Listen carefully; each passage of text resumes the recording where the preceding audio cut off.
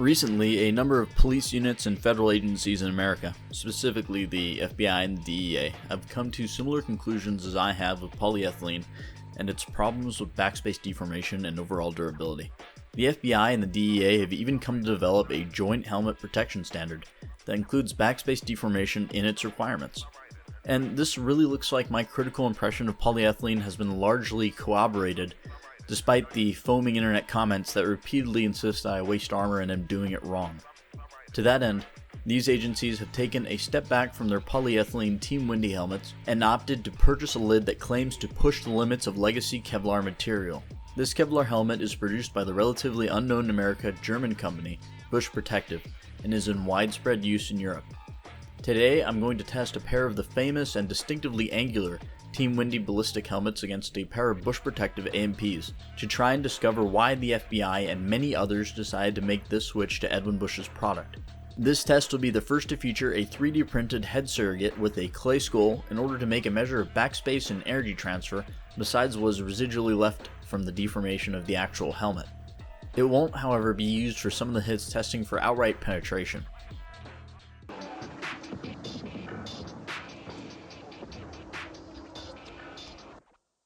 Both helmets will be hit with Steel Jacket M39B armor-piercing 9mm, subsonic 7.62x39 AKM ammunition, 115 grain 9mm rounds to include repeat hits, and 357 hollow point Magnum ammunition.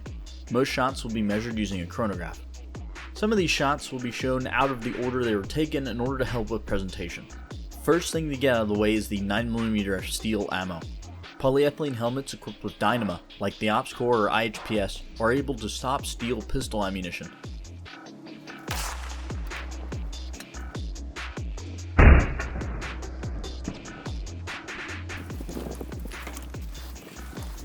High hit. How'd we do?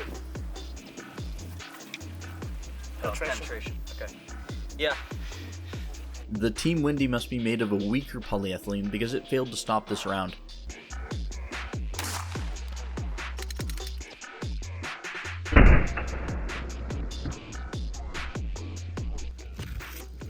Yeah, there we go. You see it right there. Yeah, that's what I'm thinking. Yeah, there it is. So that's the steel. To no great surprise, the Busch Protective also failed against 9mm steel ammo. Disappointing start for the Team Wendy helmet, but not all polyethylene helmets are created equal. The British Army's polyethylene helmet also failed against the same round. Another way to test the margins of strength is how each helmet does against subsonic AK rounds. This round simulates a hit from around 600 meters.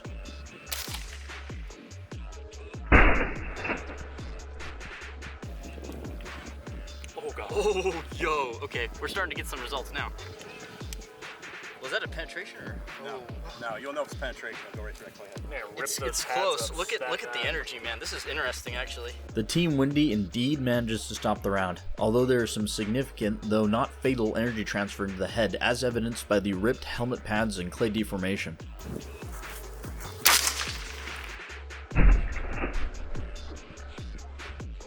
Grab it. Uh-oh. Oh, penetration. We got a pen. The Busch Protective is completely unable to stop an AKM round. Kevlar helmets will always struggle against any Spitzer-type bullets, and I haven't found a Kevlar helmet that can stop a direct hit from this round reliably. This equates to a point for the Team Wendy, even with the energy transfer. So you'd think with these results the Team Wendy Ballistic is protectively stronger than the Busch Protective AMP, and it absolutely is against first hit penetrative power. But how about in terms of high energy impacts and deformation? Let's test both helmets with 357 Magnum.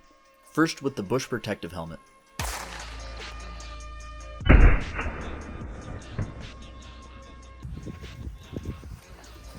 Okay. Good. Slide? I'm satisfied with that. Yeah. I mean, yeah, it's not a 357. No deformation period. That's honestly pretty impressive.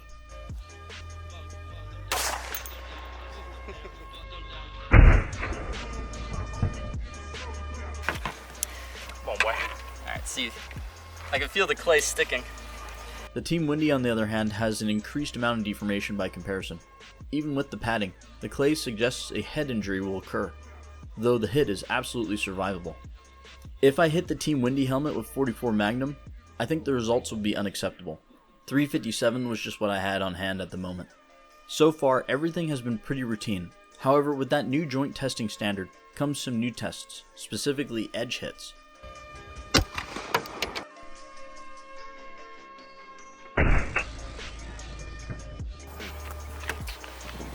Didn't pen. I don't think it did. No, there's no hole. So that's knocking you. Bonk. While the deformation is mild, it's still enough to blow chunks off of the inner clay. Oh my god. Wow. That was even low too. Yeah. Nothing. Busch Protective didn't move. This hit isn't even an inch off of the rim and it's perfectly captured. Nothing transferred inside.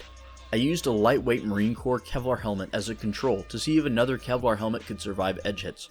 And it largely could to some degree, however, splash still did burst out the bottom of the helmet and the deformation was slightly worse. It's still a pretty close contest because of that subsonic AKM hit. However, another issue that polyethylene helmets have is that they need to be carefully cut. So one thought I had was that polyethylene helmets probably lose their integrity faster than a Kevlar helmet to repeat hits. So we broke out the 9mm 115 grain rounds and an MPX at close range. Some deformation, but no penetration. That's 6 shots. No penetration? I'm gonna call that a deformation. The lightweight Marine Corps helmet survived around 6 hits before it deformed unacceptably.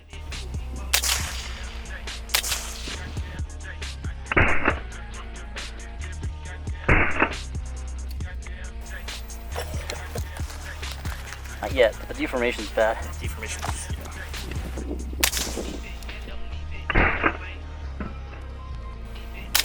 That one. Yeah, that one. Oh god.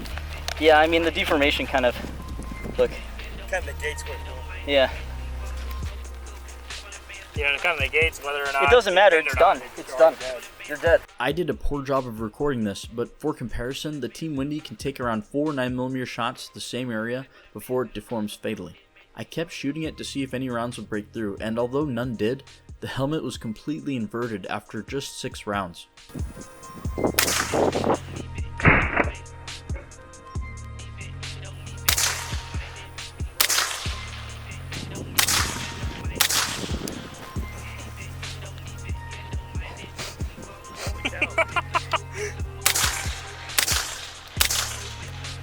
No way. No way. No way. Dude.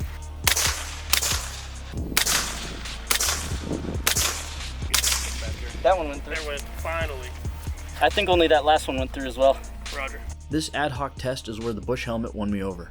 It took 14 shots to fully penetrate the helmet in close proximity to the previous 357 hit, and the rest of the helmet is still rigid and perfectly capable of sustaining further impacts.